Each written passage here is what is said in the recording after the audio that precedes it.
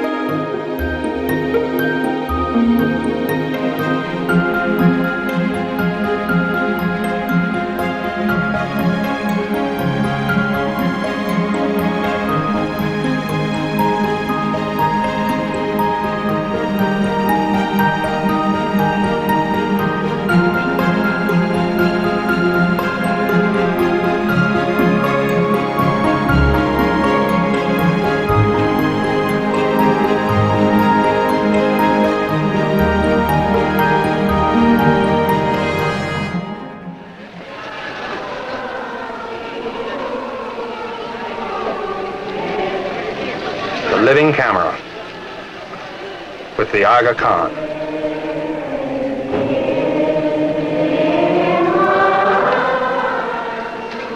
Karim Aga Khan.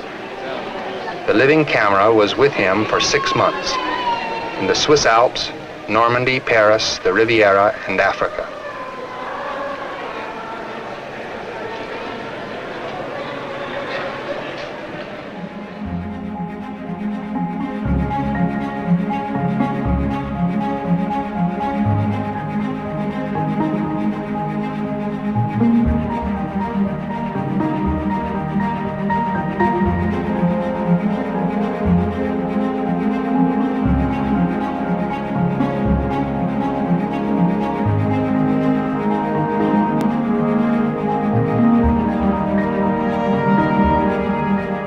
Firstly, why did we pick this topic, the recognition of the Imam?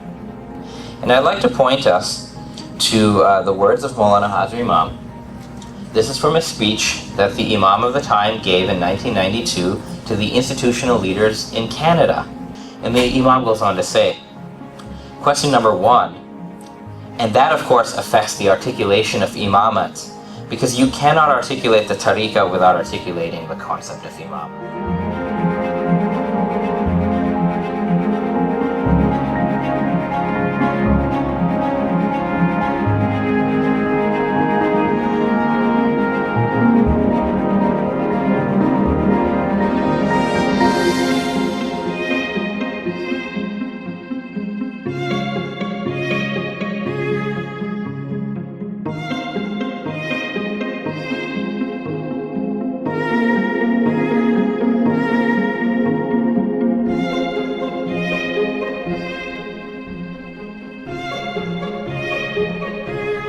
These are suspected killings, killed, threatened, etc.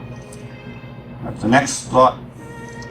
And in all, we've had 24 Imams out of 49 that are killed, failed assassination, suspected killed, or threatened. Plus umpteen numbers of family members. Like 2 plus, but there's many more. The Mongols killed family members. So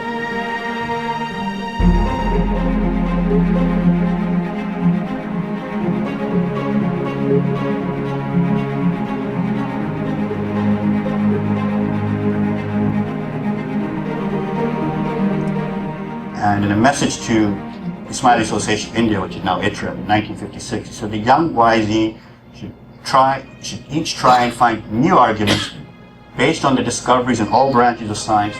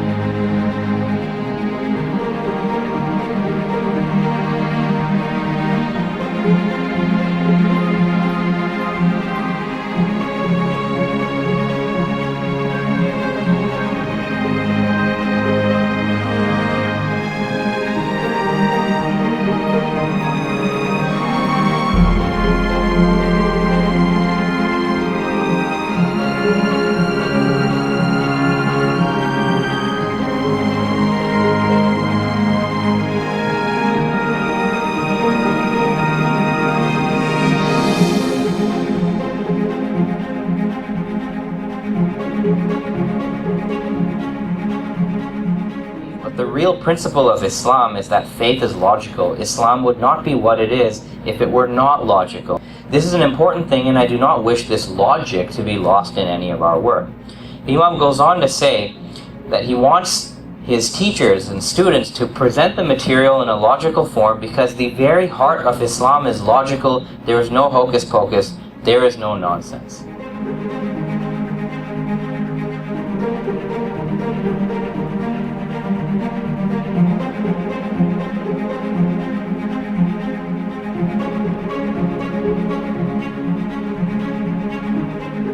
That option one, there are only conditioned realities, is impossible. And if option one is false, its opposite must be true. And the opposite of this scenario, only conditioned realities, is at least one unconditioned reality.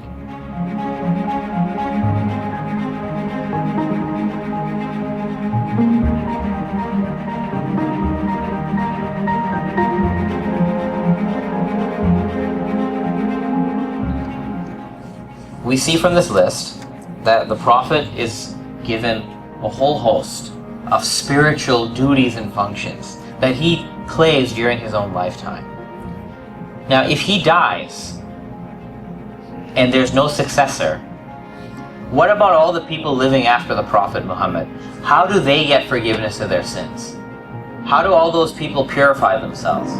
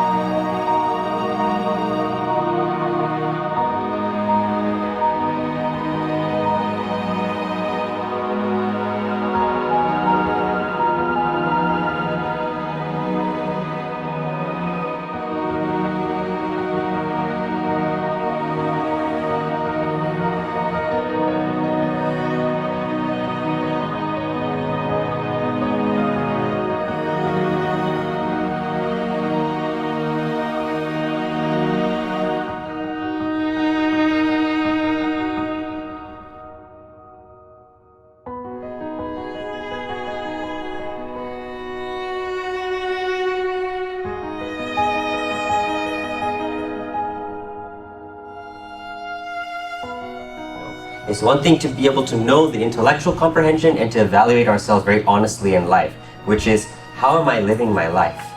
And how does that feel in me? So this came to me to think about what is the nature of the gift? How does nature operate? Nature actually has this fundamental principle, well, it gives so that the cycle of giving and re-giving can continue. You know, the clouds don't withhold their rain selfishly. It gives it so that the rest of life can flourish. Hafez said, the sun never says to the earth, you owe me.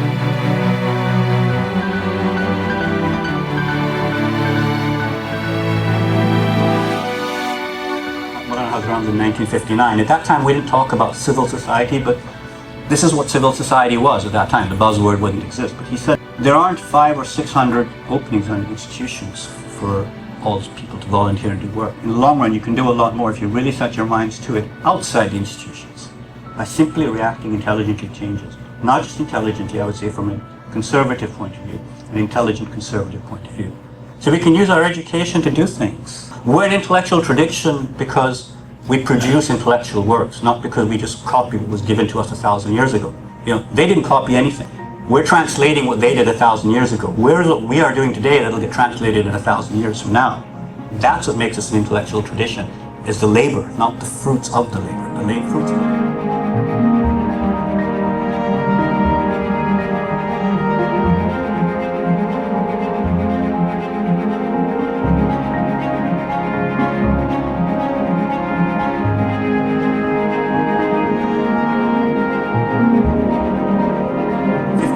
Imam, 700 speeches. At Nana Wisdom, I have around 700 speeches in interviews and writing. That's almost one a month.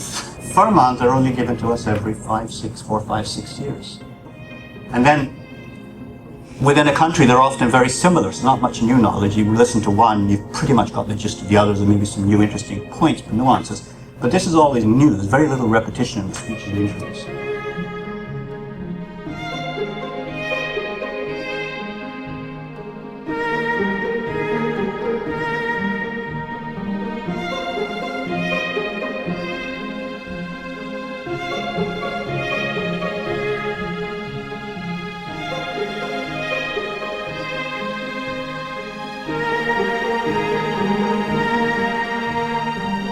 You all recall what we talked about, that I said that the imamate is this continuum that runs throughout history. It's trans-historical.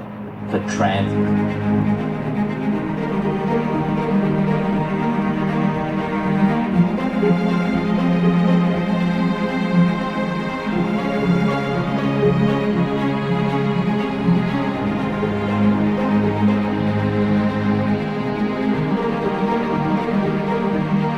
physical universe has been created by the universal soul as the manifestation or reflection of the universal intellect.